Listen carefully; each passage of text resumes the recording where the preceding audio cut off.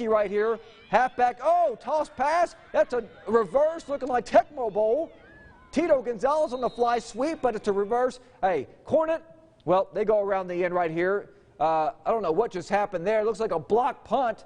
It goes all the way for the touchdown. Let's go to the scoreboard. It's late fourth quarter. Jewett Leon leading 30-19. Let's go out to Tiger Stadium to see how this one played out with Breamon and Normandy. Both teams fully expecting to pull out a win here. All the hype is about these two offenses, but let's start with some defense. Mason Hardy keeps it for Normandy. Sees the hole, but absolutely gets plowed right there. Then Normandy, well, guess what? They can lay the lumber as well. Seth Kazowski keeps it on the read option, gets to the outside, and hello, he's going to need some Advil after that hit. His helmet falls off, but he'd get right back up, stay in the game. Later in the drive, Kazowski calls his own number again, finds a crease, and he is gone right here, 12 yards to the crib. Breamon takes the early 8-0 lead. Very next drive, Normandy. They're going to come back and answer with a touchdown of their own. And let's go to the big board because Normandy, it was all them tonight, 29-14. All right. Valley, let's go to some scores here. Groesbeck all over Corsicana Mildred, 53-6. Whitney, they fall 45-34. West on the road against Lexington, they fall 25-14. Clifton, big win over Sanger, 24-14. It was Chilton over Rice, 14-8. Hubbard, big win over Bartlett, 54-6. Bruceville Lady, they fall to Millsap. Riesel all over Marlin, big late in the fourth quarter. And Moody shutting out Hamilton 32-0. No score in the Crawford Goldthwait. San Saba over El Dorado 56-7. Jonesboro shuts out Coolidge 48-zip. It was Abbott over Avalon 26-18. Parkview Christian, they fall, well, right now it says at the half down by 6. And Thorndale over Dawson 24-14. All right, you don't want to go anywhere because when we come back, we'll go back out to our game of the week and check on Curtis Quillen with that big win by the Salado Eagles. We'll be right back. Oh, well, actually, you know what? We're going to go ahead and end the show, and then we're going to come back on Facebook Live. Log on to our app. Go to kcntv.com. We'll have much more on Friday Night Lights. We'll see you then.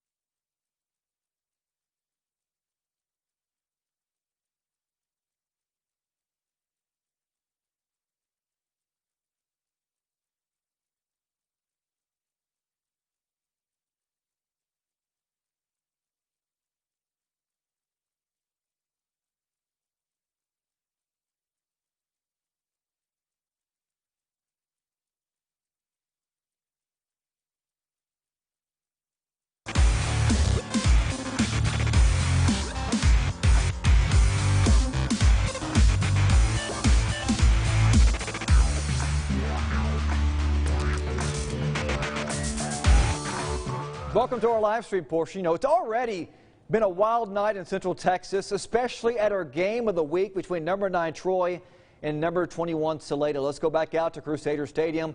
Curtis, massive win for Salado, especially to beat a really good ranked Troy team that had a dynamic offense. I mean, what did you think? What was the key for them tonight? Well, the key, Nick, was offensively. The Eagles clicked like it was week 9 of the season tonight. And a lot of that has to do with the two gentlemen standing next to me and so many starters and guys who got a lot of playing time in all 12 games last year coming back on the offensive side of the football. Let's start with quarterback Hutton here. Hutton, what seemed to click for you guys offensively tonight? Well, I feel like it was great team effort. Everybody did their job, and I feel like we wanted it more than Troy. How big of a win is this for you guys? Well, we focus on one game a week, and this was big, huge. We've been talking about it all 2 days. We wanted it. You guys get a district that is always loaded, no different this year. How does a physical team like Troy and a game like this, where you've got 22 guys holding sledgehammers on a football field, prepare you guys for a district with Gerald and China Spring and Robinson and Connolly? It was great. Having competition early is just going to make us better, and that's what we like. Now, we saw you drop a pass over Rook's shoulder in the second quarter. How long have you guys, a slot T offense, been working on some shotgun fourth down plays? We tried to put a little bit in here and there, but brand new, we just gave it a shot. Rook Brown, the Louisiana Monroe commit on my left, the right of your screen. Rook, this offense seemed like it was clicking on all cylinders. Even whenever they had to pull you off to get a rest or they couldn't get the ball to you, it seemed like you guys really embodied the next man up mentality. What are your thoughts on this performance tonight? Great thing about our offense is we always have 3 backs that can go, and they went tonight. They all 3 of them, and Hutton, quarterback, had a good game, a great game. Of course, the linemen up front too, but all of our backs are dangerous. I'm going to ask you the same question I asked Hutton. That you guys are in a district with Connolly, who got a win tonight, an up-and-coming Gerald team. Robinson was pushing Taylor tonight. What do you guys need to build on out of tonight to compete in district? Well, we've got a pretty tough pre-district this year, but I mean we've had the same district since we've been in high school, so it's nothing new to us, and it's what we're used to now. You mentioned that non-district schedule. Grandview, the 2-time reigning state champion, next week, their quarterback is back. The week after that, Stephenville, 4A Division I powerhouse. The week after that, Mahia, in the process of changing its offense, a Mahia team that had its moments tonight against Cameron Yo. How do you build on this one in those next 3 games so that when you get to district, you guys are starting to fire on a higher level than tonight? I would say this might be the hottest start our offense has had since Coach Hare's been here. Putting 46 points up the first game is huge. So if we keep the offense rolling, defense made stops when it needed to, I think it'll look good. And hopefully we keep this up with some other top-tier talent. But Troy's a good football team, and so are the next teams we're going to play. And he's not kidding when he says that. Dane Yench back at quarterback for Grandview. We'll talk more about that in the moments to come. But, Nick, like he said, anytime out of the slot T you score 46 points, you feel pretty good about your offense. No doubt about that. I mean, like you said, they look like they were in week 9 mode instead of week 1. But congratulations to them. That's a massive win, and 2 teams that are definitely going to be in the postseason this year. Well, Nikki Lattarulo, she's at her flex game of the week as the Mahia Black Cats and Cameron Yeomans, they squared off in a classic. Cameron Yo pulls off the upset on the road, the first win of the young season. Nikki, do you think that Cameron Yo can build on this success tonight? Yeah, Nick, I definitely do, because you just heard head coach Tommy Brashear speaking to me earlier, but when I spoke to him in the summer, he was saying that they lost, I think it was like 21 of their varsity players from last season, and they obviously had a really good team last year. So he said all the guys that were on JV last year watched them lose that final playoff game and saw how much they wanted it and wanted to feed off that. And tonight it definitely showed that they were trying to continue that season that was so good last year this year, even though so many of those guys left. So in the first and second quarter, it was all Cameron Yo. It was 21-3 at halftime. And then Mahia, you got to give it to them. They didn't do much in the first half, but in the second half, I think they had that tricky offense. It's a new offense because they have the new head coach, Tristan Abram. And I think in the first half, they were kind of having trouble because Cameron was stopping them. And then in the second half, they started passing the ball. And that is where that first touchdown came. I think it was like 36 yards. Trey Holdman, he had a 36-yard reception, ran it into the end zone, and then they got like the momentum from that. And then the same guy, Trey Holman, had a 75-yard touchdown run. So that was when they started coming into their own. But Cameron, their defense really did well holding them in that second half, and that's how they won. But Tommy Brashear said earlier that he hopes that they don't have another game where they're only really good in the first half, because they got lucky that Mahia wasn't able to outscore them too much in the second half. But I definitely think, to answer your question, that they will build on this, because this was a good Mahia team. They have so many of their players returning from last year, so I think that they will absolutely build off this, and I think they're going to be a good team. I don't think anyone should sleep on Cameron Yo, because I think that quarterback, Zane, I forget what his last name was, like Zayt or something. He's young and good, and they were looking really good out here today, so I wouldn't sleep on them. But I also wouldn't sleep on Mahia, because they looked really good as well. I mean, I totally agree. Well, we're going to catch up with you in just a bit, because we got a special guest right now. One of my favorite segments of the show. It's time for Coach Talk. So let's bring in Mart head coach Kevin Hoffman. Coach, huge win tonight. You know, everybody wants to start 1-0. A lot of teams didn't. Your teams did. What was the key for you guys tonight? Oh, we jumped on them early. You know, we had a big first quarter, and you know, got a 3-touchdown lead in the first quarter, and then you know, that was the key to the rest of the game. You forced a lot of turnovers. How big was that in a big momentum shift in the game, where when you force turnovers, most of the time you win, but also you turn those turnovers into points? I mean, how big was that?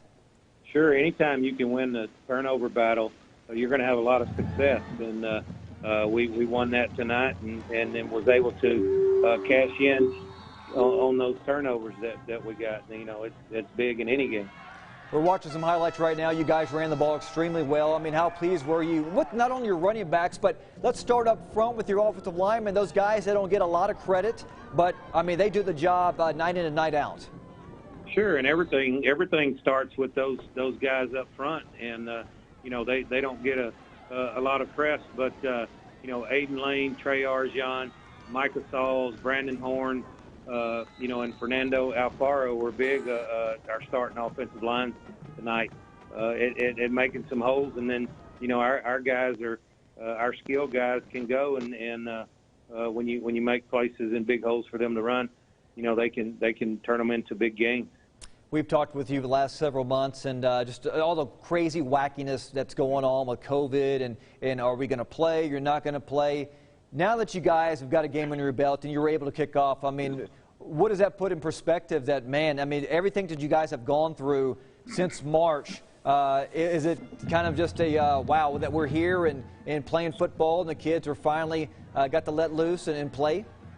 Yeah, we just feel blessed to be able to have the opportunity to practice and play with everything that's going on in the world today. You know, we talk about that all the time, and we, you know, the old cliche, practice every day like it's your last practice, and play every game like it be your last game, and it's nothing more true about those statements than it is now, because you don't know what's going to happen tomorrow, and so we're happy and blessed to be out there and have an opportunity to finally play a game. You're absolutely right. I mean, today we play, and then tomorrow something else could happen, could be shut down. Coach, I appreciate your time. Congratulations. You guys picked up where you left off, and we always love seeing the Mart Panthers going, trying to go for that 9th state championship. You guys have a heck of a program over there, Coach, and it's, you know, no surprise that you guys are coming away with the W tonight. Well, appreciate it, and you guys be safe, and thank you. All right, Coach. Have a good night. That was Mart head football coach Kevin Hoffman. Again, Mart Panthers always rolling. All right, look, you saw it earlier. Lampasas taking on Brownwood, and of course they steamrolled them to start 1-0 on the season.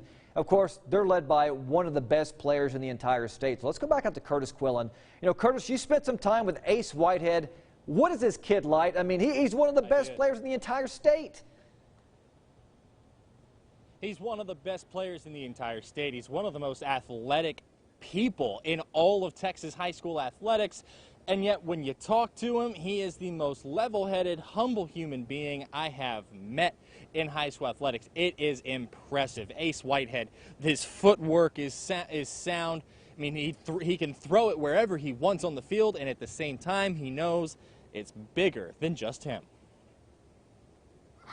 Out in Lampasas, expectations are sky high as the Badgers return half their starters from a semifinal squad last year, thanks to quarterback Ace Whitehead. Ace Whitehead, their quarterback, is one of the best players in the state of Texas hard stop, plain and simple. He is one of the most dynamic playmakers that you will see at any level. You could put Ace Whitehead on almost any 6A program and he would be a superstar. He is that level of talent. Whitehead, a Longhorn baseball commit, has passed for more than 9,500 yards in 3 years leading the Badgers, and in 2019 was the Class 4A Offensive Player of the Year. Whitehead, a Longhorn baseball commit, has passed for more than 9,500 yards in 3 years leading the Badgers, and in 2019 was the Class 4A Offensive Player of the Year.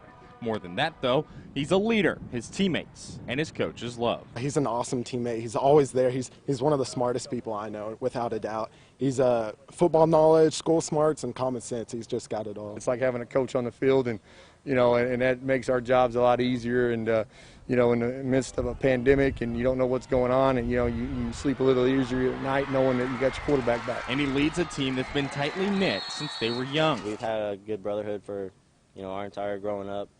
Small town, you know everybody, so we just love each other a lot and we want to go out there and play for each other. It's easy to see Whitehead puts on inspiring performances week in and week out, both on the gridiron and on the diamond. But what is it that inspires the star? Well, unfortunately, it's a tragedy from 6 years ago. My cousin Braden passed away when I was in the 6th grade, and he was my best friend, to be honest.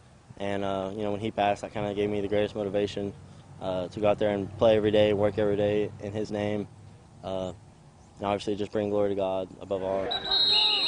Now he's working to accomplish one dream. I can remember being little and just wanting to go out there and win games and kind of bring Lampasas football to the top. Before heading to Austin, I think I hung up, talked to my parents, called back in 15 minutes, and was a Longhorn. to live out another. Well, if I can't find the stats for tonight's game between Lampasas and Brownwood, but I'll start with this. Brownwood's defense is a little younger than it has been in years past. And Ace Whitehead, with 450 yards through the air, would have eclipsed 10,000 career passing yards as the quarterback at Lampasas High School, which is, and this is true, Nick, absurd at the Texas high school levels. Ace is a he and his receivers are clicking like they have been through their semifinal run last year, and there are projections that do have the Badgers facing La Vega for a 4A Division I state title when this is all said and done in December. Nick? Let me add something to that. Ace Whitehead, he had also had a 92-yard touchdown run. So he had over 100 yards rushing tonight. Yeah. The kid is absolutely incredible. He has a chance to throw for over, I think, maybe 14,000 yards when his career is over with. He's a two-sport athlete. He's a Division I football player, Division I baseball player. I mean, those rarely happen, but hey. And think of this. He's better at baseball than he is at football. Which is hard to imagine. He's the best player in the entire state. He was Class 4A Offensive Player of the Year. And think about that. He's way better at baseball than he is in football.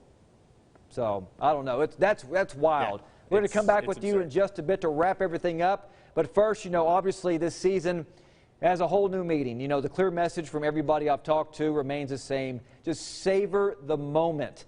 Let's go back out to Nikki. And, you spoke with coaches and athletes this week about how this season is just different. I mean, what did they tell you about this season?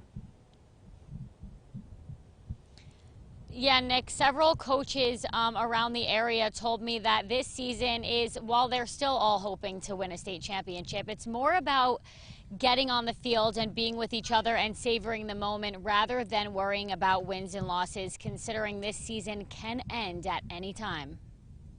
Fly around, do not walk on this field, let's go. After being named the head coach of the Lake Belton Broncos back in January, Brian Cope has worked tirelessly to make sure the athletic department is A1. They say you only open a school once in your career. I can guarantee you only open a school once during a pandemic. And amidst the pandemic, Cope has fully staffed the program and attracted 128 football players. I did 70 Zoom interviews, making sure that not only do we have a quality football staff, but it's very important to me to have a quality athletic program. Lake Belton has varsity level teams in every sport but football, which will remain at the freshman and JV level until 2022. But to the athletes, knowing they are the future pushes them even harder. Since we're a new school, we're not just going to be terrible and come out off weak. We're going to be strong. And just show that we're not here just to play football. We're here to show who we are. And that's a Bronco. It means to push to your very limit, to give everything you got onto that field, to leave everything you got on that field. That mentality has been instilled in the program with Cope's mantra, 212. You heard 100 times a day. It's just saying that, yeah, give the extra effort.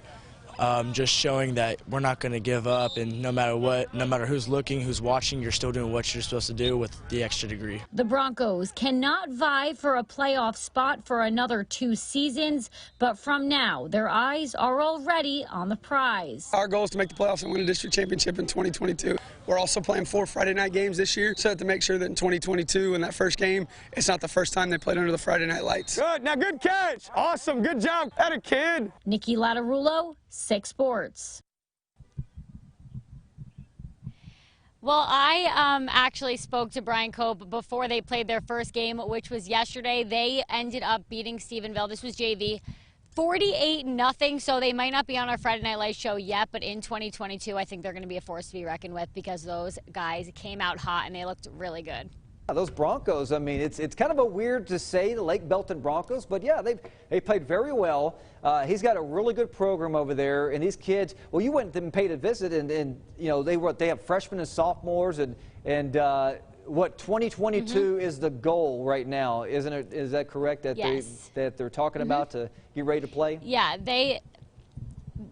They have a varsity team in every sport, and that is 4A except football. And then when football is going to be varsity in 2022, they'll be 5A. And they have 128 athletes already right now and 10 coaches. So I think by 2022, they should be, I mean, a lot of the kids were like, we're being coached as if we're the varsity team. So by the time we get to varsity, we're going to be so good. So yeah, I think they're being coached as if they are the varsity team, yeah.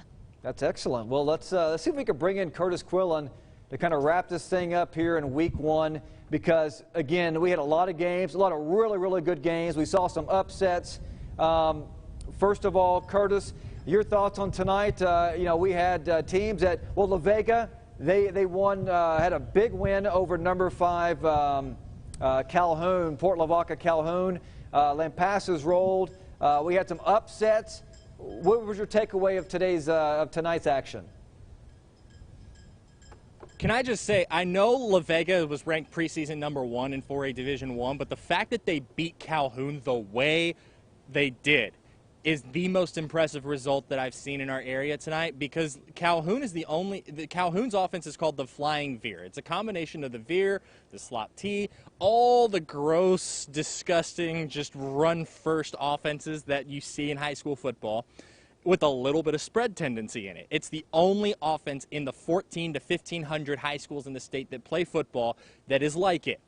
And this game didn't get scheduled until Monday, because when McLennan County shut down schools until Labor Day, La Vega lost its original Week 1 game against Dumas. That was supposed to be out in Sweetwater, which is near Abilene. So they get their games back, and they're supposed to go to Madisonville out in the gateway to East Texas along I-45 and play West Orange Stark, which Hurricane Laura kind of ruined for the Pirates. And then Monday they schedule this game against Port Lavaca Calhoun. I'm most impressed by La Vega. Lampasas look good, but I think Lampasas' biggest test will come further down the line. I want to see what they can do in district play. Brownwood's good, but Brownwood this year is not the Brownwood of last year, where it finished second place in that brutal District 5 4A Division 1. then you look at the 3A. I don't think, I mean, Troy had some uncharacteristic mistakes. I think a lot of it had to do with conditioning. Strength and conditioning was interrupted over the summer. They didn't get a spring. They only got one scrimmage. I think a lot of the stuff that led to Troy's demise tonight was not Troy's fault. I think a lot of it was stuff that was the result of the pandemic, the result of things way out of their control. I think once Ronnie Porter gets a couple of weeks into this thing, and they'll be plenty tested. Troy plays Mahia next week, Robinson the week after that, and Franklin the week after that. Troy will be plenty tested, and I would still be surprised if Troy did not finish as the 1 or 2 seed in 11-3A Division I. I was surprised, though, there wasn't more chaos. I was very impressed with Mart as well. And Nikki, I'm going to ask you about Mart. You were at that game. They ran the ball very well. They forced turnovers. I mean, is it the same Mart that we're used to year in and year out, that, hey, this is going to be another state championship run? Yeah, I could honestly bet money that they will win another state championship this year and make it 4, because these guys just go out and Teague was honestly playing really well, but then they just like light on fire and they start intercepting and scoring. And Rodrell Freeman, I know I keep talking about him, and I know Kevin Hoffman said there's so many other good players, but that kid is so good. I don't think there's anything he can't do. So I have no what's the word? Doubt that Mart will win another state championship and go for Pete, because they look really good. All right, well, that's excellent. Well, look, let me let you go from Mart. They're going to shut the lights out on you, so be careful driving back. The Mahia wants me to leave, so I have to go. But it was so fun, guys. I always have the best time on Friday Night Lights. Yeah, we'll see you next week then. Be safe driving home. And Curtis, I mean, week 2, we have Connolly and La Vega. This is first of 2 meetings for this year. This is going to be, this is probably going to be our game of the week for week number 2. I mean, it's going to be 2 powerhouse teams. This will not count in the district standings, but it's going to be one heck of a matchup. Yeah, and honestly, I mean, before we can formally announce it, because La Vega ISD is one of the 3 districts in our area that would not allow us on campus during 2-a-days as a COVID-19 preventative. La Vega, Groesbeck, and Valley Mills all asked us that we do Zoom calls with Don Hyde, Jerry Bomar, and Sam Moody, respectively. So we do have to iron some stuff out. That is our goal, is to have La Vega Connolly as our game of the week next week. I don't think they're playing a second time. I think La Vega was able, or Connolly was able to find another week 5 game. I need to double check on that.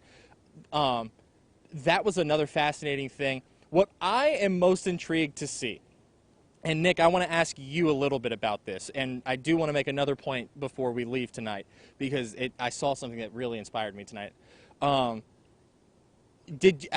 was the social distancing like where you saw? Because here at UMHB, they were pretty strict about it. They divided the stadium like the Cotton Bowl during the Red River game. And they had Salado fans on the south side, Troy fans on the north side, and everybody was pretty well social distanced, outside of a couple of clusters here and there. And on the sideline, everybody who wasn't playing was masked up.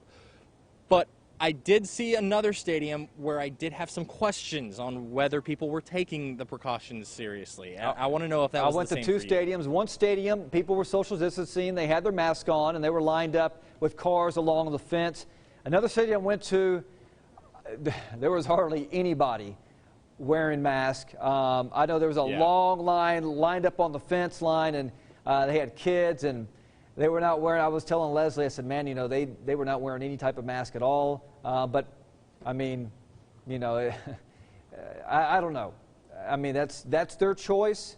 But the choice, you know, for a lot of people and like my family, they're, you know, my parents that are old and all the older generation, it's, you know, to kind of mask up and do it while we can right now, because all of us want this to be over with and sooner rather than later. Exactly. Back to football, Nick. Who impressed you most tonight, besides Mart? You know, I would say La Vega. I would say, you know, Salado, because I knew this was going to be a clash, but I actually thought that Troy might have had the edge. But, hey, listen, what Coach Hare is doing out there, they have 2 stud linebackers The one that was named preseason defensive district player of the year. They had another kid who was a newcomer of the year. Peyton Miller. Yeah, he is an absolute stud. Holland had a number 12 Burton at home, and boy, they played phenomenal. Yeah. And I talked with one of the Holland has teachers, quite a and they bit said, back. yeah.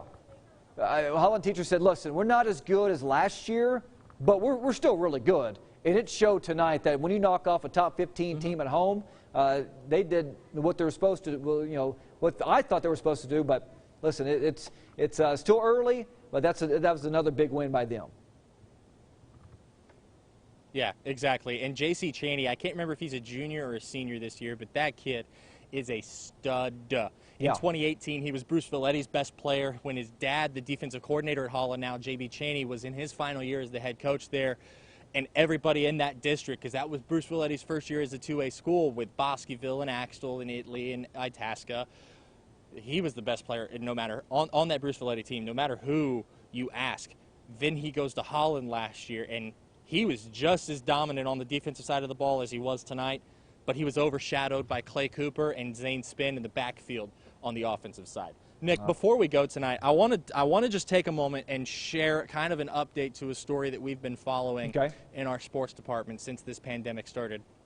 In mid-April, Salado assistant coach Scott Bulmos went to the hospital and had a 2-month hospital stay with just a long list of health issues. And Nick, I told you about this earlier tonight. You did. Bulmos had some high blood pressure issues that led to a blood clot that led to him having to have an aortic dissection.